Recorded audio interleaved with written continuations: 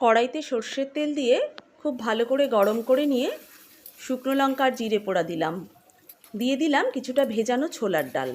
ছোলার ডালটা দিয়ে ভালো করে নাড়াচাড়া করে একটু ভাজা ভাজা হতেই কোড়ানো পেঁপে ওর মধ্যে ছেড়ে দিলাম। কোড়ানো পেঁপেটা ভালো করে দিয়ে ওই ডালের সাথে একটু নাড়াচাড়া করে নিলাম।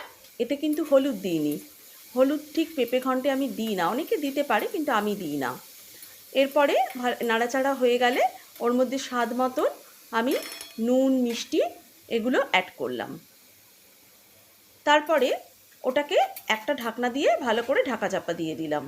ঢাকা চাপা দিলে কি হবে, কিছুক্ষণ রাখতে হবে ওটা, এবং রাখার পরে ওটা নিজে থেকেই তেল ছাড়বে। এরপর উঠিয়ে নিয়ে তার মধ্যে একটু ঘি, ধনেপাতা আর কাঁচা লঙ্কা দিয়ে দিলাম। হয়ে গেল আমার পেঁপে ঘন্টের রেসিপি।